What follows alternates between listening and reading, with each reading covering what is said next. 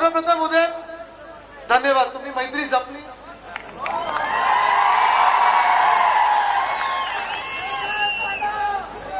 मला आठवतं की जेव्हा पहिल्यांदा गडाख साहेबांची माझी भेट झालेली, मला तर दिवाळीचे दिवस होते, नुकतीच निवडणूक होऊन गेलेली, आणि तेव्हा गडाख साहेब घरी आलेले, मातोश्रीवर आलेले आणि उद्धव साहेबांना भेटले आणि त्यांनी सांगितलं मला तुमच्या सोबत राहायचंय, तुमच्या सोबत या महाराष्ट्रात काम करायचंय, आपलं सरकार बनेल किंवा नाही बनणार पण मी तुमच्या सोबत राहणार. तो शब्द त्यांनी पाळला.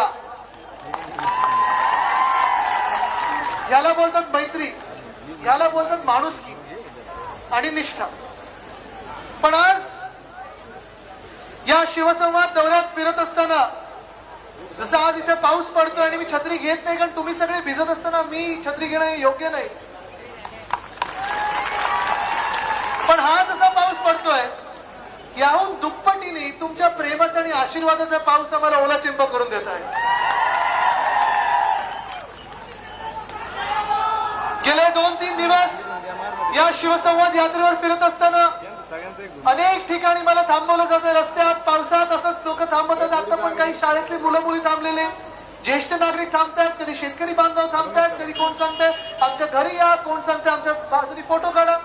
हे सगळं कधीही मी ज्याचं सरकार पडलंय त्याच्यासाठी एवढं प्रेम बघितलं नाही. हे प्रेम खरं असतं आणि हीच निष्ठा खरी असते. मला आठवतं 20 जून ते आता परवा 20 जुलै, अनेकदा मी विचार करायचो की नक्की आमचं चुकलं तरी काय की हे 40 गद्दार लोक यांनी आपल्या पाठीत का खंजीर खुपसलं. हे दुःख होतं, क्लेशदायक आहे, नक्की आहे. कारण अनेकदा आपण विचार करत असतो की यांना कमी काय दिलं आपण, आपलं काय चुकलं की यांनी आपल्या पाठीत खंजीर खुपसला. तुम्ही सांगा काही कमी दिलं काय आपण या गद्दाराला? काही कमी दिलं म्हणजे यांची ओळख दिली, राजकीय ओळख दिली, शाखेपासून अगदी लोकसभेपर्यंत ह्यांना पद दिली. सरकार नसेल त्यांना जपून ठेवायचं असतं, सरकार आलं तर मंत्रीपद पाहिजेत, महामंडळ पाहिजेत, सगळं काही पाहिजे, चांगली खाती पाहिजेत. आणि एवढं सगळं केल्यानंतर सगळं जेव्हा नीट चाललंय, महाराष्ट्र पुढे चाललेला आहे, तरुणांचे चांगले कामं होत आहेत, शेतकरी बांधवांचा आवाज ऐकला जात आहे, महिलांना आपण सुरक्षित ठेवत आहोत, सगळं जे काही चालू आहे त्यांच्यासाठी कायदा आणला आपण, हे सगळं चालू असताना सरकार पाडण्याचं काही कारण होतं का? बरं, खूप वेळा असं असतं, जरा इथे शांत राहा ना, जरा इथे शांत राहा. इथे अनेकदा असं असतं की काही मिळालं नाही म्हणून गद्दारी होते. आपले कदाचित मित्रपक्ष कधी धोका देऊ शकतात म्हणून गद्दारी येऊ शकते. पण मला एकच गोष्ट समजली नाही की ज्यांना आपण वर्षानुवर्ष अनेक वर्ष आपलं समजलं, प्रेम दिलं, विश्वास ठेवला, सगळं काही जे आलं ते त्यांच्या हातात पहिलं दिलं, ह्याच लोकांनी आपल्याशी एवढा धोका का केला? का केला काही कळतच नाही. आणि मी हे विचार करत बसलेलो, घरी विचार करत बसलेलो, विधान भवनात गेलो तेव्हा आमच्या सोबत जे शिवसेनेचे 15 आपले आमदार आहेत, शूरवीर आमदार जे आपल्या सोबत राहिले, एकनिष्ठ राहिले, आम्ही सगळे एकत्र बसलो असताना गडाख साहेब होते, तिथे उदयसिंग राजपूत साहेब आलेले, तिथे सगळेच कुठे ते बघा, तिथे त्याला बोलतात शिवसैनिक, हे सगळे आम्ही बसलो असताना दुसऱ्या बाजूला गद्दार होते, त्यांच्या तात्पुरते सरकारमध्ये बसलेले, कारण हे सरकार टिकणारं नाहीये. लिहून घ्या आज तुम्ही, हे अल्प आयुचं सरकार आहे, बेकायदेशीर आहे, गद्दारांचं सरकार टिकत नाही, ते कोसळणार म्हणजे कोसळणारच. पण हे सगळं होत असताना मला दुःख ह्या गोष्टीचं होतं की अरे आम्ही सगळे एकत्र बसलोय, शिवसैनिक म्हणून एकत्र बसलोय, शिवसेनेचे आमदार म्हणून एकत्र बसलोय, तुम्ही गद्दार म्हणून तिथे समोर बसला. नजरेला नजर मिळायची हिंमत तर नव्हतीच, पण त्यांचे चेहरे बघा, पडलेले चेहरे होते. सगळी आसाम मध्ये मजा मस्ती करून आलेत, गोवामध्ये धिंगाणा घालून आलेत, असं वाटत होतं झोपलेच नाहीयेत की ते अनेक दिवस रात्र.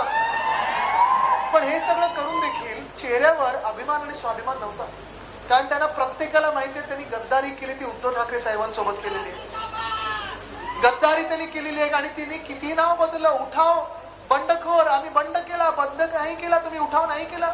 उठाव करायला आणि बंड करायला हिंमत लागते, ताकद लागते, जागच्या जागी उभं राहायला लागतं. तुम्ही पळून गेलात सुरतेला, तिथून गेलात गुवाहाटीला, तिथून आलात गोव्यात, मग हॉटेलमध्ये कैद्यांसारखं तुम्हाला नेलं आणि मतदानाला उतरवलं. हे उठाव नाही, हे बंड नाही, हे गद्दार आहेत. आणि गद्दारीने किती नावं बदलली तरी गद्दार हा गद्दारच असतो आणि माथेवर गद्दारकीचा चिक्का घेऊन फिरत असतो. पण तेव्हा जेव्हा दुःख आम्ही बघत होतो, सोसत होतो, कसं असतं खूप वेळा आपलं दुःख आपण जास्ती लोकांना सांगू पण नाही शकत, कारण सगळेच शिवसैनिक त्यांना पण धक्का बसलेला की अरे ज्या लोकांना आपण एवढे वर्ष डोक्यावर नाचवलं, आपल्या प्रेम दिला, आशीर्वाद दिला, विश्वास दिला, सगळं काही दिलं, मतदानासाठी आम्ही यांच्या उतरलो होतो, प्रचारासाठी उतरलो होतो, हे लोक मोठे झाले, हे लोक मंत्री झाले, पण ह्यांच्या सुखात आणि दुःखात आम्ही होतो, त्यांनी आमच्या सर्वांच्या पाठीत का खंजीर खुपसला हा प्रश्न जेव्हा मला पडत होता आणि अनेक शिवसैनिकांना प्रश्न पडत होता. उदयन, मी तुमची सभा बघितली, गडाख साहेबांची सभा बघितली आणि त्या सभेनंतर मला ताकद आणि हिंमत आली की असे पण लोक आपल्या सोबत आहेत. तुमचं प्रेम बघितलं, मी तुमचं प्रेम बघितलं. खर तर हे आपलं जे नातं आहे ते 2-2.5 वर्षाची तशी ओळख आहे. पण तुमच्या आजोबांनी देखील माझ्या वडिलांना फोन केला आणि सांगितलं घाबरू नको, तुम्ही जे करताय ते बरोबर करताय, तुम्ही कोणाचं काही वाईट केलेलं नाहीये, आम्ही तुमच्या सोबत आहोत. याला बोलतात आशीर्वाद, याला बोलतात प्रेम, याला बोलतात महाराष्ट्र धर्म, ह्याला बोलतात हिंदुत्व, ह्याला बोलतात माणुसकीचा धर्म. कारण अनेक गोष्टी आपण ह्या महाराष्ट्रात केल्या ज्या 2.5 वर्षात पूर्ण नुसतं महाराष्ट्राने नाही, देशाने नाही तर जगाने बघितलेलं आहे. कोविड काळात आपण बघितलं असेल, जे काही कोविड काळात आपण लोकांची काळजी घेतली, लोकांचे जीव वाचवले, जम्बो हॉस्पिटल निर्माण केले, लसीकरण करून घेतलं, ह्याचं कौतुक हे जगाने केलेले. धारावी मॉडेल काय आहे, महाराष्ट्र मॉडेल काय आहे, सगळ्यांना माहिती आहे. तिथे तिथे मी गेलो, आता 2 जागतिक परिषदांना गेलेलो मी, तिथे मला प्रत्येक जण सांगत होता की तुमचा मुख्यमंत्री उद्धव ठाकरे आम्हाला माहिती आहे का, त्यांनी कोविड मध्ये काम केलंय, सगळीकडे माहिती होतं. बरं, आपलं जे मंत्रिमंडळ आलं तुम्ही बघा, पहिला मंत्रिमंडळाचा जो निर्णय होता तो हाच होता की आपल्या शिवरायांचं जे राजधानी आहे रायगड, तिथे आपण 600 कोटी जे देणं होतं ते आपल्या सरकारने दिलं होतं. हा पहिला निर्णय आपला होता. आणि शेवटच्या मंत्रिमंडळात देखील आपला जो निर्णय होता तो औरंगाबादचं नाव हे संभाजीनगर करणं होतं. पण मला अभिमान ह्या गोष्टीचा वाटतो की आपण जरी हे नामकरण केलं असेल, जरी आपण राम मंदिराचा विषय घेतला असेल, जरी आपण अयोध्येला गेलो असू, जरी आपण नवी मुंबईमध्ये तिरुपती बालाजीचं मंदिराला जागा दिली होती, अनेक मंदिरांचं आपण पुनरुत्थान करत होतो, हे सगळं होत असताना देखील कुठेही आपल्या मुख्यमंत्र्यांनी नाही, कुठेही आपल्या पदाधिकाऱ्यांनी नाही, कुठे आपल्या पक्षांनी नाही, कुठच्याही जातीपातीमध्ये धर्मामध्ये वाद वाढू दिला. महाराष्ट्र आनंदात पुढे चाललेला, सुखात पुढे चाललेला, सुख शांती समृद्धी या महाराष्ट्रात होती. सगळे लोक एकत्र होते, प्रत्येक जातीचे, पंथाचे, धर्माचे लोक, भाषेचे लोक. हे उद्धव ठाकरे साहेबांना आपल्या मुख्यमंत्र्यांनी आपल्या विश्वासातला माणूस असा ओळखून होते. ही अभिमानाची गोष्ट. आणि हेच कदाचित त्यांच्या पोटात दुखत असेल की कुठेही दंगल झाली नाही. कदाचित त्यांच्या हे पण पोटात दुखत असेल की अरे एवढं सगळं जर महाराष्ट्र चांगलं चाललं आहे तर महाराष्ट्र पुढे चाललेला आहे, हे कदाचित त्यांच्या पोटात दुखलं असेल. आणि हे आपले गद्दार, ह्यांना वाटलं की चला सूर में सूल मिळाते आणि गेलं तिथे. पण ही जी गद्दारी झाली आहे, अजून 1 महिना पलटून गेला, मला कळतच नाही आपण ह्यांना कमी काय दिलं आणि आता ह्यांना काय मिळणार आहे असं की यांचं जग बदलणार आहे. मी आकडे जास्ती ऐकले आहेत, पण मला तुम्ही सांगा, हे जे तुम्ही आकडे सांगताय त्याची तुलना ह्या प्रेमाशी होऊ शकते का? तुमच्या प्रेमाशी होऊ शकते का? तुमच्या मेहनतीशी होऊ शकते का? नाही होऊ शकत. हे प्रेम विकत घेऊ शकत नाही, हे प्रेम विकलं जाणार नाही. हे आशीर्वाद जे आहेत माझ्या समोर इथे उभे राहिलेले आहेत सगळे लोक, ह्यांना विकत कोणी घेऊ शकत नाही. हे लोक विकले जाणार नाहीत आणि म्हणूनच आज इथे ते प्रेम आणि आशीर्वाद द्यायला उभे आहेत. पण आज त्या गद्दारांना मी अजून इथे उभं राहून सांगू इच्छितो, प्रत्येक गद्दाराला 40 लोक आहेत आणि 12 खासदार आहेत, त्यांना सगळ्यांना सांगू इच्छितो, तुम्ही गेलायत ना, जा तिथे आनंदात राहा. माझं काही म्हणणं नाही, माझ्या मनात राग द्वेष काही नाहीये. दुःख निश्चित आहे की माझ्या पाठीवर तुम्ही वार करून गेलात, उद्धव साहेबांच्या पाठीवर तुम्ही वार केलाय, या शिवसैनिकांच्या पाठीवर तुम्ही वार केलाय, हे दुःख आहे. पण ह्या दुःखातून बाहेर पडायला मी तुमच्यामध्ये आलोय, तुमचं प्रेम आणि आशीर्वाद घ्यायला आलोय. पण त्या गद्दारांना मी एकच सांगतो आज की जिथे गेलाय तुमच्यावर काही दडपण असतील, मला माहित नाही, तुम्हाला कदाचित माहिती असेल काय दडपण नाही, ती दडपण त्यांची असतील, ठीक आहे, आनंदात राहा. माझ्या आई वडिलांनी कधीही कोणाबद्दल वाईट बोलणं आणि वाईट विचार करणं हे शिकवलं नाही. पण मी तुम्हाला सांगतोय, त्यांना तुमच्या समोरच त्यांना इशारा देतोय, त्यांना विनंती करतोय, इशारा तर नाही, चला आपलेच होते, आपल्याशीच गद्दारी करून गेले, त्यांना काय. पण त्यांना आज सांगतोय, तुम्हाला तिथे राहायचंय, आनंदात राहा, लाज असेल तर एकच मेहरबानी करा, हिम्मत असेल तर एवढी तरी मेहरबानी करा की आमदारकीचा राजीनामा द्या आणि निवडणुकीला सामोरे या. निवडणुकीला सामोरे या, दाखवा काय आहे, तुम्ही काय काम केलंय, तुमची गद्दारी कशी आणि निष्ठा कशी, लोकांना पटवून द्या. कारण महाराष्ट्र देखील कधी गद्दारी खपवून घेत नाही आणि घेणार नाही हे महाराष्ट्राला देखील माहिती आहे. पण आज मी त्याच गद्दारांना सांगतोय, चला तुम्ही एवढं आमच्याबद्दल बोलताय, तर काल परवाकडे जे बोलत होते की उद्धव साहेबांबद्दल आदर आहे, प्रेम आहे, आदित्य ठाकरेंबद्दल आदर आहे, प्रेम आहे, आज बघा 2-3 दिवसाचे त्यांचे बातम्यांमध्ये जे काही बोलले ते बघा, त्यांच्या मनातलं जे काही होतं ना, त्यांच्या मनात ते सगळं बाहेर यायला लागलेलं आहे. आणि मनात कदाचित राग आणि द्वेष आमच्याबद्दल एवढ्यासाठीच असेल की आम्ही त्यांना जास्ती दिलं, प्रेम जास्ती दिलं, विश्वास जास्ती दिला, त्यांना अपचन झालं आणि म्हणून त्यांचा राग आमच्यावर असेल. पचू शकलं नाही ते राग आणि प्रेम. पण आज मी त्यांना सांगतोय, चला आमदारकीचा राजीनामा द्या, निवडणुकीला सामोरे या, जे काही जनता ठरवेल आम्हाला ते मान्य असेल, जनतेचा निकाल हा मान्य असेल, सर्वोच्च असेल. पण दुसऱ्या बाजूला हे देखील सांगतोय की जर तुम्हाला वाटत असेल की तुम्ही एका चांगल्या भल्या माणसाच्या पाठीत खंजीर खुपसलाय, तुम्ही तुमच्या पक्षप्रमुखांच्या कुटुंब प्रमुखांच्या पाठीत खंजीर खुपसलाय, हे जर तुम्हाला वाटत असेल की तुम्ही चूक केली आहे, तर या मातोश्रीचे दरवाजे सदैव तुमच्यासाठी खुले असतील. कारण पक्षप्रमुखांचं आणि शिवसैनिकांचं मन मोठं आहे, हृदय मोठं आहे. तुम्हाला माहिती आहे की उद्धव साहेब हा चांगला माणूस आहे, सभ्य माणूस आहे, चांगलं काम ते करत राहिले. कदाचित त्यांची एकच चूक घडली, ती हीच चूक होती की त्यांनी कधी 2.5 वर्षात राजकारण केलं नाही, कधी विरोधी पक्षाच्या मागे पोलीस लावलं नाहीत, तडीपारीच्या नोटिसा काढल्या नाहीत आणि यांच्या मागे नोटिसा लावल्या नाहीत. कदाचित त्यांची ही चूक असेल की आपल्याच आमदारांच्या मागे आणि खासदारांच्या मागे त्यांनी लक्ष ठेवलं नाही, हेर ठेवले नाहीत. ही कदाचित चूक असू शकते, पण ती चूक आम्ही परत करू. कारण विश्वास हा शिवसैनिकांवर नाही ठेवायचा तर कोणावर ठेवायचा, आज मी तुम्हाला हा प्रश्न विचारायला. आणि म्हणून ही जी गद्दारी आहे, मी समजतो ही गद्दारी नुसतं उद्धव साहेबांबरोबर नाहीये, ही गद्दारी नुसतं शिवसेनेसोबत नाही ना, महाराष्ट्रासोबत आहे. ही गद्दारी त्यांनी माणुसकी सोबत केलेली, हा तुम्ही विचार लक्षात घ्या. कारण कदाचित निवडणुका मध्यवर्ती लागतील आणि ते लागणार हे आम्हाला माहिती आहे, सर्वांना माहिती आहे की मध्यवर्ती निवडणूक लागणार आहे, सरकार कोसळणार म्हणजे कोसळणारच. पण मतदान करताना तुम्ही हे लक्षात घेतलं पाहिजे की तुम्ही मत कोणाला देणार आहात. एका बाजूला उद्धव साहेब आहेत आणि आम्ही सर्व आहोत, शिवसेना म्हणून सर्व आहात, तुम्ही सगळे आहात आमच्या सोबत. पण जे नागरिक आहेत, जे अराजकीय, त्यांनी हे विचार करणं गरजेचं आहे की ह्या गद्दारांची वृत्ती कशी आहे, माणुसकी कशी आहे, हा तुम्ही विचार करणं गरजेचं आहे.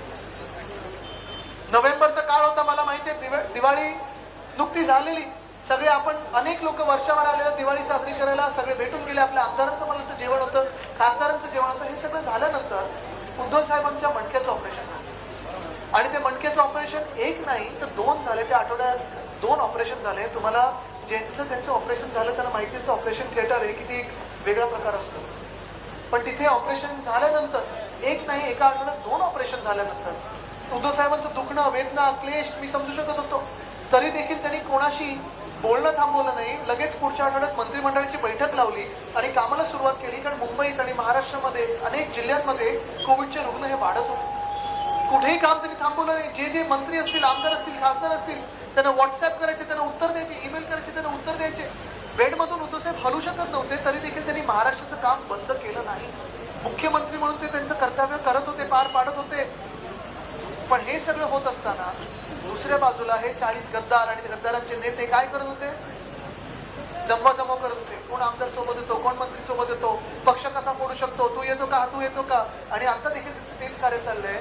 ही मनाला आज वाटण्यासारखी गोष्ट आहे. एक मुलगा म्हणून असेल, एक शिवसैनिक म्हणून असेल, एक आमदार म्हणून असेल, एक मंत्री म्हणून असेल, की मंत्रिमंडळातले आमचे काही त्यावेळीचे सहकारी जे गद्दार ठरले, त्यांनी असं काम हे जेव्हा उद्धव साहेबांना बरं नव्हतं त्यावेळी सुरू. हे तुम्हाला पटतंय का राजकारण? हे असे तुमचे राज्यकर्ते होऊ शकतात का? हे तुमचे नेते होऊ शकतात का? हे महाराष्ट्राचे नेते होऊ शकतात का? म्हणजे तुम्ही विचार करा, ज्या माणसाने तुम्हाला सर्व काही दिलं, म्हणजे अक्षरशः ओळखेपासून मंत्रिपद दिलं, त्या माणसाला जेव्हा बरं नसतं तेव्हा तुम्ही त्यांची विचारपूस करायची आणि त्यांच्यासाठी तुम्ही काम करायचं महाराष्ट्राचं, की मग तुम्ही त्यांच्या पाठीत खंजीर खुपसायला सुरू करायचं. आणि हेच लोक आज सगळीकडे बंडखोर आणि उठाव म्हणून फिरत आहेत. हे गद्दार आहेत आणि गद्दार म्हणूनच राहणार आणि म्हणून मी आज सगळीकडे ते फिरत आहे. आज मी तुमच्याकडे जो आलेलो आहे ते एवढ्यासाठीच आलेलो आहे की अनेक वर्ष हे जे मी काही बघत आलेलं राजकारण, हे सगळ्यात घाणेरडं राजकारण, जे मी बघितलेलं आहे, आणि पुढच्या चेहऱ्याने उद्यांना सांगू किंवा अनेक लोकांना इथे तरुण मित्रांना सांगू की तुम्ही राजकारणात या, कारण राजकारण एवढं घाणेरडं झालं. मला एकच कारण, मी 10 वर्ष राजकारणात सक्रिय आहे, अनेक वर्ष राजकारण जवळून बघितलेलं आहे. माझ्या आजोबांसोबत मी फिरलेलो आहे, वडिलांसोबत फिरलेलो आहे, इथे मंचावर अनेक लोक आहेत त्यांच्यासोबत बघितलेलं आहे, मी राजकारण जवळून बघितलेलं आहे. पण महाराष्ट्राचं राजकारण एवढं घाणेरडं कधीच झालं नव्हतं.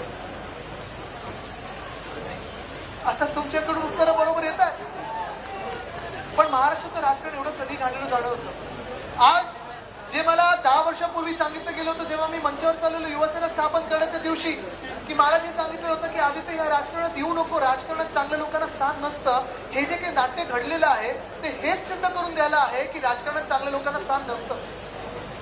पण आज मी तुमच्याकडे आलोय, एकच मागणं घेऊन आलेलो आहे की तुम्ही माझ्या साथ आणि सोबत उभं राहणार की नाही. कारण मला इतर काही कोणाला दाखवायचं नाही, मला जगाला एवढंच दाखवायचं आहे की राजकारणात चांगल्या लोकांना स्थान असतं आणि ते आपण निर्माण करून द्यायचं आहे. मला घरी जी एक शिकवण दिली माझ्या पणजोबांनी, माझ्या आजोबांनी मला आणि माझ्या वडिलांना, ती हीच होती. त्यांनी एवढंच सांगितलं की आदित्य, पैसा येतो, पैसा जातो, पुन्हा येतो. सत्तेचं पण तसंच असतं, पण नाव केलं तर ते परत येत नाही. नावाला जपा, इमानाला जपा. आणि आज तेच जपत, हीच निष्ठा पुढे घेऊन, हेच प्रेम आणि आशीर्वाद घेऊन मी पुढे चाललोय. जर आपल्याला राजकारण बदलायचं असेल तर मला तुमच्या प्रेमाची आणि आशीर्वादाची गरज आहे. तयार आहात का ते द्यायला? बाकी काही मागणार नाही मी, पण तुम्ही आशीर्वाद आणि प्रेम देणार असाल तर हात वरती करून ते प्रेम आणि आशीर्वाद द्या. कारण हेच प्रेम आणि हेच आशीर्वाद घेऊन आपल्याला महाराष्ट्रात घडवायचंच आहे, पण शिवसेनेला बांधायचंय आणि पुढे न्यायचंय, चांगलं राजकारण घडवायचंय. धन्यवाद. जय हिंद, जय महाराष्ट्र, वंदे मातरम.